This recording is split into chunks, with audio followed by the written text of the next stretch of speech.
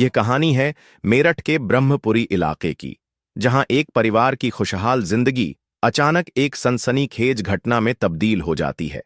सौरभ राजपूत एक साधारण युवक जो अपने परिवार से दूर लंदन में बेकरी की नौकरी कर रहा था। वहीं उसकी पत्नी मुस्कान रस्तोगी और 6 साल की बेटी मेरठ में किराए के मकान में रहती थीं। मुस्कान का मायका भी इसी इलाके में था और सौरभ का पैतृक घर भी। लेकिन उसकी पत्नी का ससुराल से रिश्ता कुछ खास अच्छा नहीं था, इसलिए वे अलग रहते थे। फरवरी 2025 सौरभ को 2 साल हो गए थे लंदन में रहते हुए। दूरियां बढ़ चुकी थीं, लेकिन प्यार अभी भी था। उसने फैसला किया कि इस बार मुस्कान और बेटी के जन्मदिन पर वह इंडिया लौटेगा। 24 फरवरी को वह इंग्लैंड से मेरठ पहुंचता है। 25 फरवरी मुस्कान का जन्मदिन। परिवार के साथ जश्न होता है। इंटरनेट पर एक वीडियो वायरल होता है। सौरभ, मुस्कान और उनकी बेटी खुशी खुशी डांस कर रहे हैं।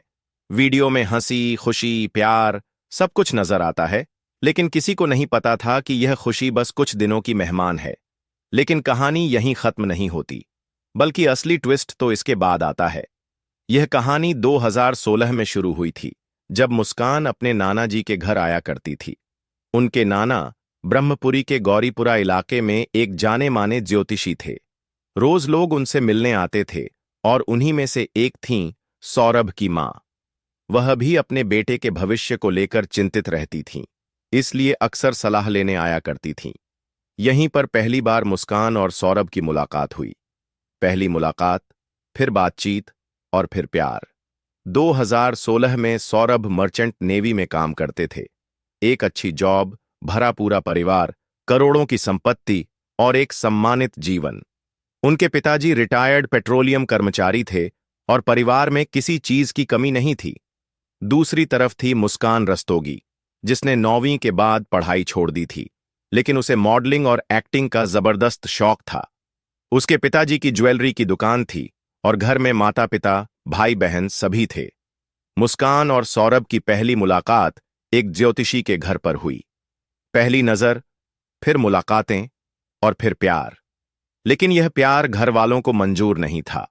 जब दोनों ने अपने अपने परिवार को इस रिश्ते के बारे में बताया, तो एक भयंकर विरोध हुआ।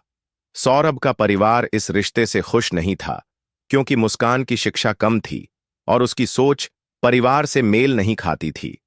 मुस्कान के परिवार को भी यह रिश्ता मंजूर नहीं था। दोनों ने घर वालों की मर्जी के खिलाफ जाकर कोर्ट मैरिज कर ली। मुस्कान के परिवार ने धीरे धीरे सौरभ को स्वीकार कर लिया, लेकिन सौरभ का परिवार मुस्कान को कभी बहू के रूप में अपना नहीं पाया। फिर भी सौरभ अपने परिवार के साथ ही रहने लगे, लेकिन यह संबंध जहर बनता गया। सौरभ ने मर्चेंट नेवी की जॉब छोड़ दी, एक बड़ा फैसला। अपनी पत्नी के साथ ज्यादा समय बिताने के लिए सौरभ ने अपनी हाई प्रोफाइल नौकरी छोड़ दी और घर पर रहने लगे। लेकिन यह फैसला उनके परिवार को और भी खटकने लगा। मुस्कान की अपने ससुराल में बिल्कुल नहीं बनती थी। वह अपनी मर्जी से जीती थी, देर से उठती, किसी से ज्यादा बात नहीं करती, घर के कामों में हाथ नहीं बटाती। रोज रोज की बहस अब झगड़े में बदलने लगी। फिर एक दिन सौरभ का अपने परिवार से ऐसा झगड़ा हुआ कि उन्होंने अपना घर छोड़ दिया। अब सौरभ और मुस्कान इंदिरा नगर में किराए के मकान में रहने लगे। 2019 में सौरभ और मुस्कान की जिंदगी में खुशियों की एक नई सुबह आई। घर में बेटी का जन्म हुआ और जैसे जैसे वह बड़ी होने लगी, वैसे वैसे सौरभ का मुस्कान के परिवार से रिश्ता और मजबूत हो गया। बेटी के आने के बाद सौरभ के अपने परिवार से भी रिश्ते धीरे धीरे सुधरने लगे। वह अपनी मां, भाई बहनों से फोन पर बातचीत करने लगे, हालांकि उनकी पत्नी मुस्कान का उनसे कोई खास लेना देना नहीं था। अब 2025 में वापस आते हैं। सौरभ ने 25 फरवरी को अपनी पत्नी का और 28 फरवरी को अपनी बेटी का जन्मदिन धूमधाम से सेलिब्रेट किया। ये वही समय था जब उनका एक वीडियो वायरल हुआ था, जिसमें तीनों साथ में डांस कर रहे थे। सब कुछ सामान्य लग रहा था, लेकिन किसी को नहीं पता था कि यह खुशी बस कुछ ही दिनों की मेहमान है। मुस्कान को किचन में काम करने का ज्यादा शौक नहीं था। पड़ोसियों के मुताबिक वह दिन में 5-6 बार ऑनलाइन फूड ऑर्डर किया करती थी। जब सौरभ लंदन से वापस आए तो उन्होंने इस रूटीन में थोड़ा बदलाव किया। अब वह हर शाम अपने माता पिता के घर जाते और वहां से रात का खाना लेकर आते। दिन में वे बाहर से मंगवा कर खाते, लेकिन रात का खाना घर का ही होता। मार्च 2025 की शुरुआत में भी यही सिलसिला जारी रहा। 1 मार्च, 2 मार्च, 3 मार्च, हर शाम सौरभ अपने घर जाते और वहां से खाना लेकर लौटते। लेकिन 3 मार्च की रात, यह आखिरी बार था जब किसी ने सौरभ को जिंदा देखा। इसी दिन उनकी बेटी का एग्जाम था। मुस्कान ने उसे स्कूल ले जाकर परीक्षा दिलवाई और फिर अपने मायके में छोड़ आई। यह कोई नई बात नहीं थी। अक्सर ही मुस्कान अपनी बेटी को नाना नानी के घर छोड़ देती थी, जहां वे उसका ध्यान रखते थे। लेकिन इस बार मामला थोड़ा अलग था। जब मुस्कान बेटी को मायके में छोड़ने गई तो उसके माता पिता थोड़ा हैरान हुए। उन्होंने पूछा, अभी तो बच्ची के एग्जाम चल रहे हैं, फिर अचानक इसे यहां क्यों छोड़ रही हो? मुस्कान ने जवाब दिया, हम वेकेशन पर जा रहे हैं, शिमला घूमने। बात अजीब थी, पर मुस्कान ने यह कहकर मामला शांत कर दिया कि उसने स्कूल से बात कर ली है और लौटकर वह बाकी के पेपर दिलवा देगी। सबसे चौंकाने वाली बात यह थी कि मुस्कान ने अपने घरवालों को बता दिया था कि वे घूमने जा रहे हैं, लेकिन सौरभ ने अपने परिवार को इस बारे में एक शब्द तक नहीं बताया था। 4 मार्च की शाम, सौरभ की मां हर दिन की तरह उसके लिए खाना पैक करके इंतजार कर रही थी, लेकिन आज बेटा खाना लेने नहीं आया। समय बीतता गया, मां बेचैन होने लगी और आखिरकार उन्होंने सौरभ को कॉल किया, मगर कोई जवाब नहीं मिला। कुछ देर बाद सौरभ के बड़े भाई के व्हाट्सएप पर एक मैसेज आता है, आज खाना लेने नहीं आ पाऊंगा, बाहर हूं।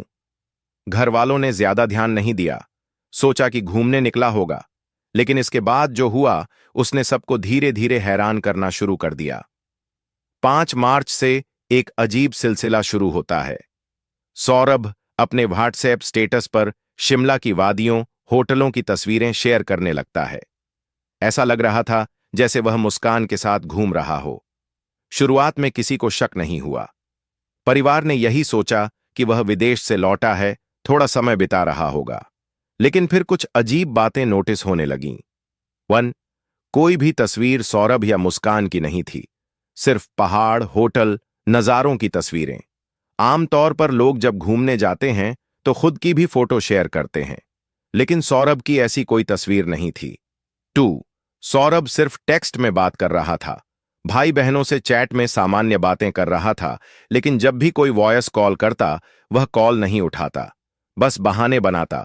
कभी कहता कि पार्टी में हूं, बहुत शोर है, कभी कहता कि नेटवर्क नहीं है। 3. होली पर घर आने से मना कर दिया।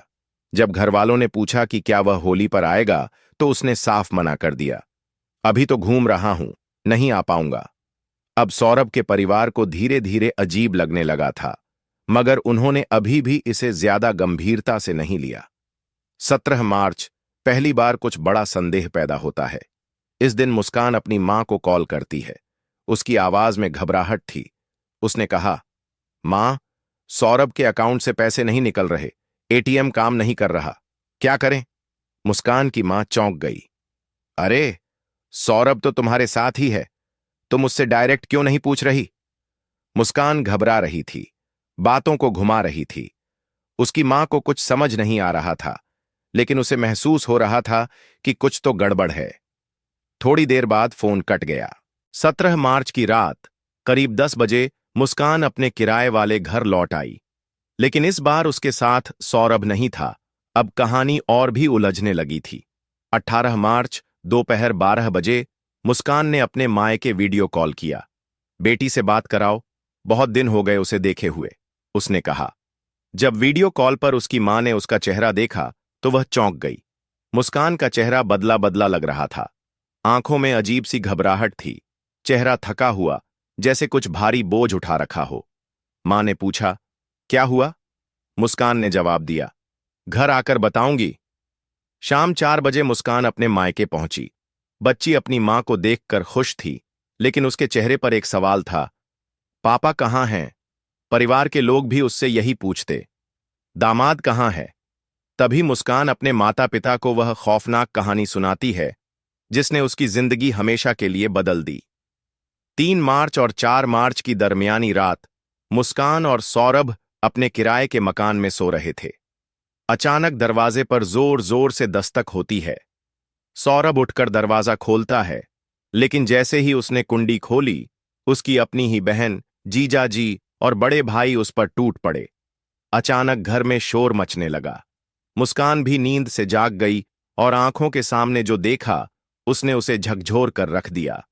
सौरभ के अपने ही परिवार ने उसका अंत कर दिया। इसके बाद वे लोग मुस्कान को जबरन शिमला ले गए। वहां उन्होंने सौरभ के फोन से उसकी तस्वीरें और स्टेटस अपडेट किए ताकि सबको लगे कि वह ठीक ठाक है, जिंदा है। मुस्कान कुछ भी नहीं कर सकती थी। वह मजबूर थी, क्योंकि वे लोग उसके सिर पर साए की तरह खड़े थे। उसे डर था कि कहीं उसका अंजाम भी सौरभ जैसा न कर दिया जाए। जब मुस्कान ने यह सब बताया तो पहले तो उसके माता पिता को यकीन नहीं हुआ। इसके पीछे कई वजहें थीं। सौरभ ने अपने परिवार के खिलाफ जाकर शादी की थी। मर्चेंट नेवी की नौकरी छोड़ने के बाद जब परिवार ने उसे घर से निकाल दिया तो वह आर्थिक तंगी से जूझने लगा। कुछ समय बाद उसने प्रथापुर की एक प्लाईवुड कंपनी में नौकरी करनी शुरू कर दी। इसी दौरान उनके घर एक बच्चे ने जन्म लिया। जिम्मेदारियां बढ़ीं, खर्चे बढ़े, भविष्य की चिंता बढ़ी। ऐसे में सौरभ अपने एक दोस्त की मदद से लंदन चला गया। मीडिया रिपोर्ट्स के अनुसार लंदन में वह किसी शॉपिंग मॉल में काम करने लगा। सौरभ के बाहर जाने के बाद मुस्कान की जिंदगी में साहिल शुक्ला नाम का एक शख्स दाखिल हुआ। साहिल दिल्ली से चार्टर्ड अकाउंटेंट की पढ़ाई कर रहा था। उसके पिता ग्रेटर नोएडा की एक प्राइवेट कंपनी में नौकरी करते थे। मां का 18 साल पहले निधन हो चुका था। साहिल के परिवार की पूरी प्रोफाइल: बड़ा भाई लंदन में आईटी कंपनी में नौकरी करता था। बहन दिल्ली में जॉब करती थी। एक और भाई अभी पढ़ाई कर रहा था। लेकिन साहिल शुक्ला की सोच सामान्य नहीं थी।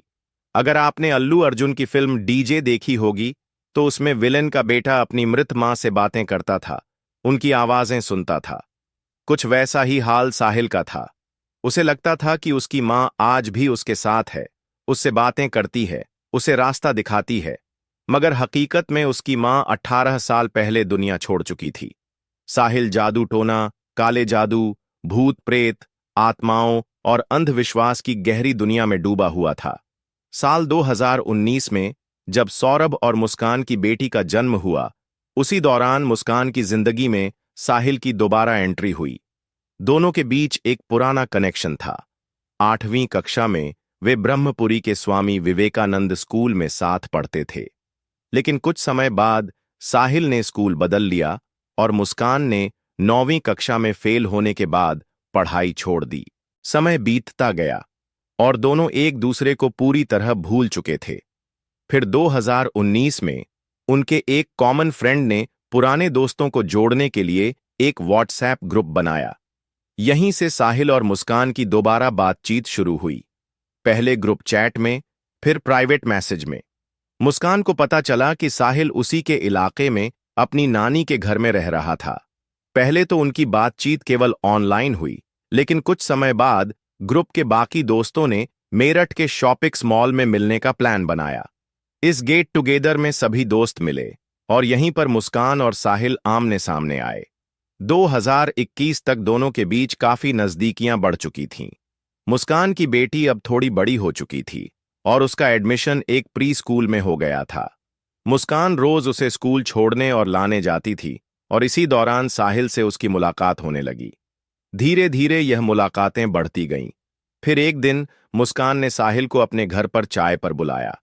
इसके बाद साहिल का उसके घर आना जाना आम हो गया। दोनों एक दूसरे के करीब आते गए। मुस्कान की बेटी दिन भर स्कूल में रहती और जब छुट्टी होती तो मुस्कान उसे मायके भेज देती ताकि साहिल के साथ वक्त बिता सके। अब यह रिश्ता एक नए मोड़ पर पहुंच चुका था। शराब, पार्टियां और नशे का खेल शुरू हो गया था। साहिल ने मुस्कान को गलत आदतों में धकेल दिया। धीरे धीरे मुस्कान का ध्यान अपने घर गृहस्थी से पूरी तरह हट चुका था। उधर सौरभ लंदन में दिन रात मेहनत कर रहा था और हर महीने घर के खर्च के लिए पैसे भेज रहा था। इधर मुस्कान वह पैसे ऑनलाइन फूड ऑर्डर करने और नशे में उड़ाने लगी।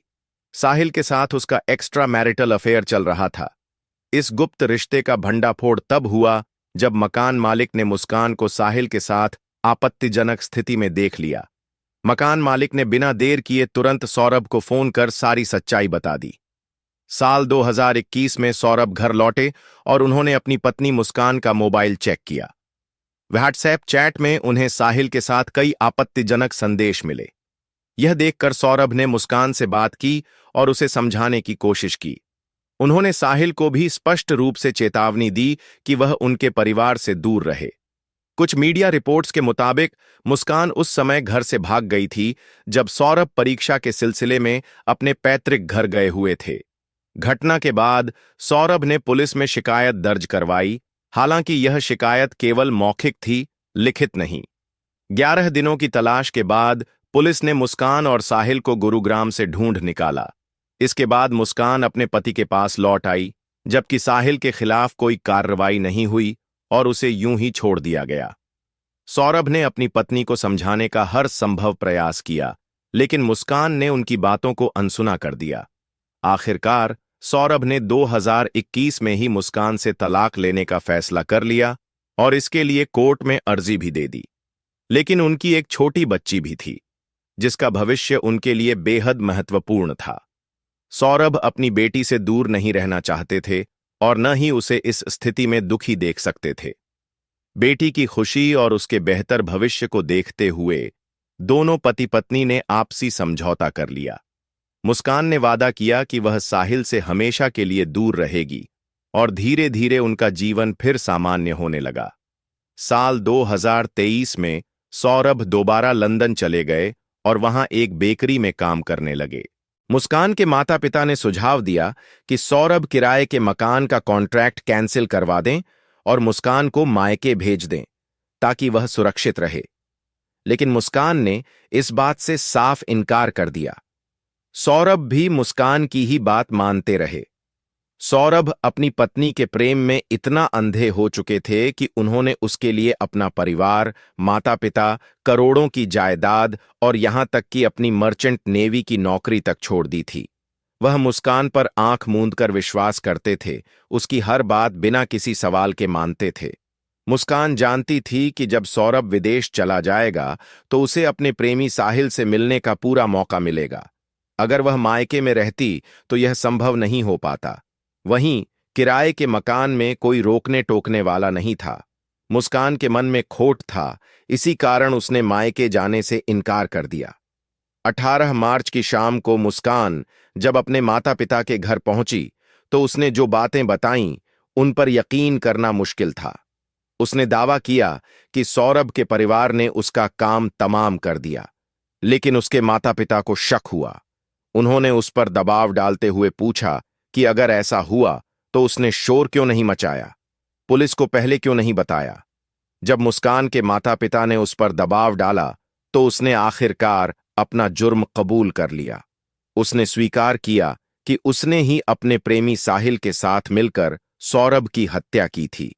यह सुनते ही माता पिता सकते में आ गए और बिना देर किए उसे पुलिस स्टेशन लेकर पहुंचे। उधर जब कई दिनों से सौरभ का अपनी फैमिली से कोई संपर्क नहीं हुआ तो उनके परिवार ने भी पुलिस में गुमशुदगी की शिकायत दर्ज कराई थी। पुलिस ने 18 मार्च की शाम तक मुस्कान रस्तोगी और साहिल शुक्ला को हिरासत में ले लिया और पूछताछ शुरू कर दी। अब धीरे धीरे एक खौफनाक कहानी सामने आने लगी। साल 2023 में सौरभ के लंदन जाने के बाद साहिल और मुस्कान के बीच फिर से नजदीकियां बढ़ने लगीं। दोनों के बीच शारीरिक संबंध भी शुरू हो गए और दोनों नशे की दुनिया में पूरी तरह डूब चुके थे। इस रिश्ते के आड़े सिर्फ एक ही इंसान था, सौरभ। साहिल पहले से ही एक अंधविश्वासी व्यक्ति था। वह अपनी मृत मां से बात करने का दावा करता था और भूत प्रेत जैसी चीजों पर विश्वास रखता था।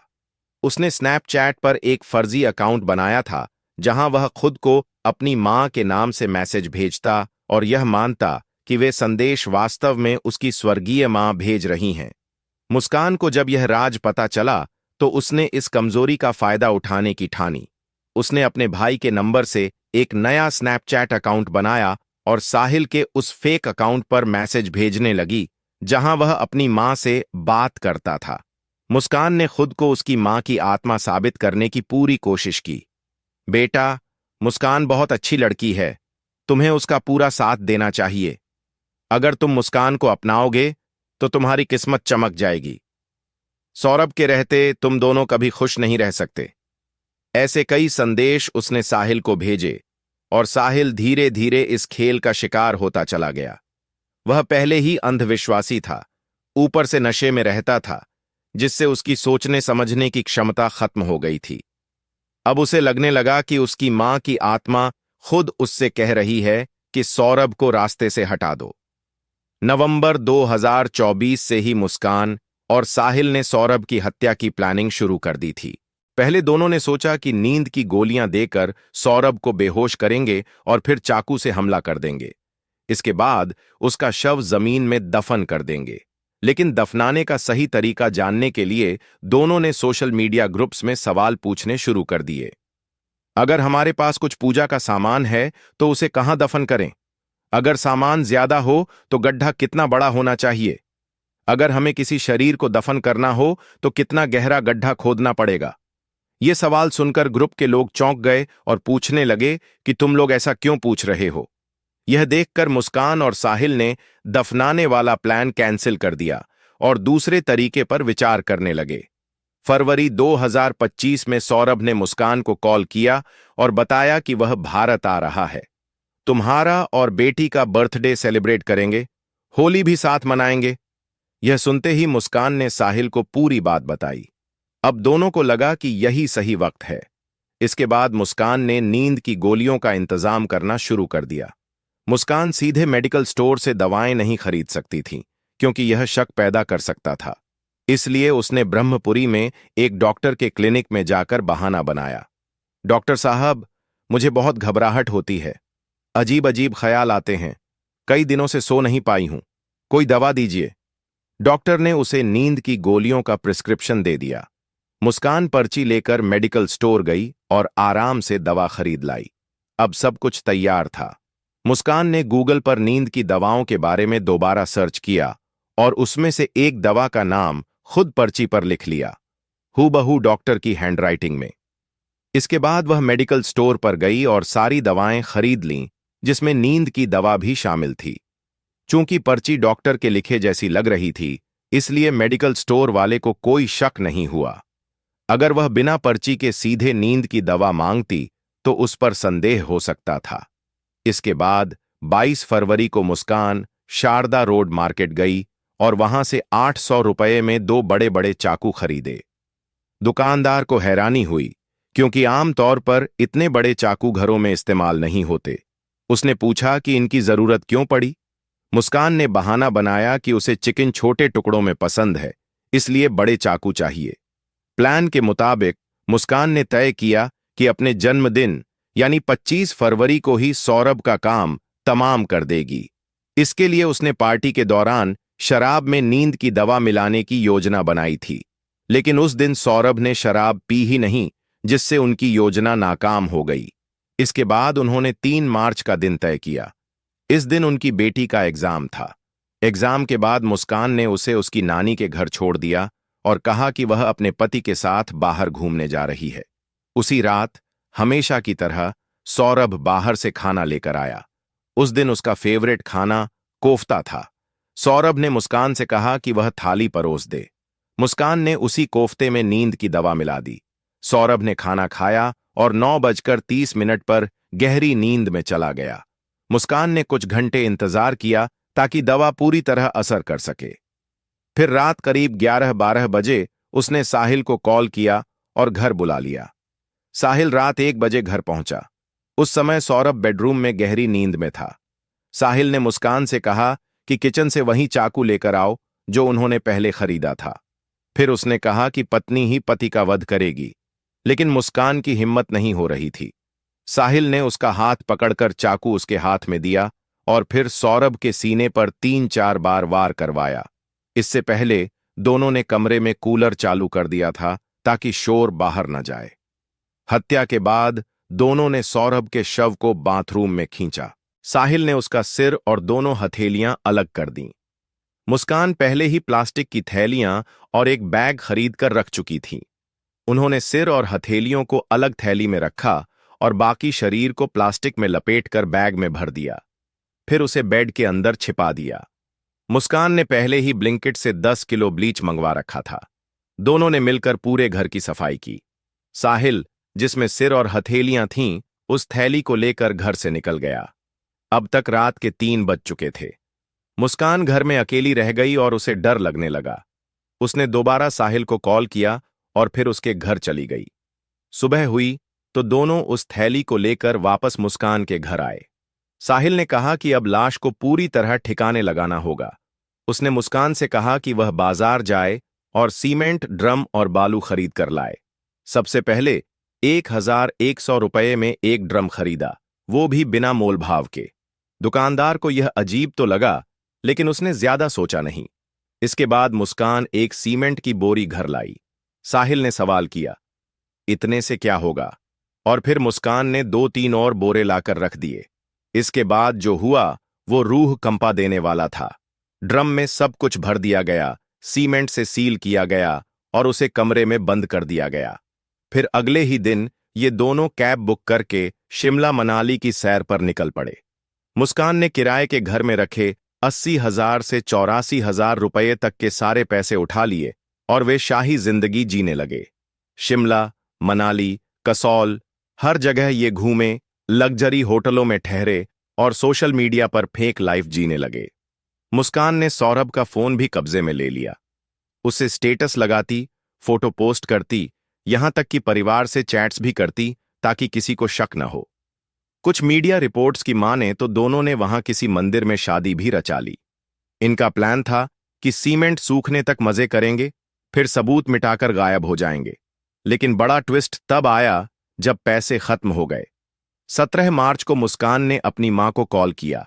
कहा, सौरभ का अकाउंट काम नहीं कर रहा, पैसे नहीं निकल रहे। अब ये लोग सौरभ के अकाउंट से 6 लाख रुपए निकालने की कोशिश कर रहे थे, लेकिन नाकाम रहे। पैसे खत्म होते ही इन्हें वापस आना पड़ा। लेकिन जैसे ही ये ड्रम को ठिकाने लगाने वाले थे, मुस्कान ने सारा सच उगल दिया। पुलिस ने ड्रम बरामद किया और फॉरेंसिक जांच शुरू हुई। ये पता चला कि हत्या करीब 14-15 दिन पहले हुई थी। जांच के दौरान पुलिस साहिल के घर पहुंची और जो देखा उससे उनके भी रोंगटे खड़े हो गए। सात्विक और तांत्रिक प्रतीक एक साथ दीवारों पर उकेरे गए थे। काले जादू से जुड़े रहस्यमयी चित्र भी पाए गए। सौरभ और उसकी मां की तस्वीरें वहां रखी थीं। खबरों की माने तो साहिल ने काले जादू के लिए सिर और हथेली अलग की थी। सिर, तांत्रिक महाराज को खुश करने के लिए।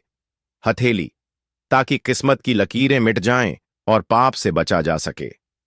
मुस्कान, साहिल को चाहती थी, लेकिन शादी नहीं करना चाहती थी। उसे सिर्फ साथ रहना था, शादी से मतलब नहीं था। मुस्कान के परिवार ने आरोप लगाया कि साहिल ने उसे नशे का आदी बना दिया था।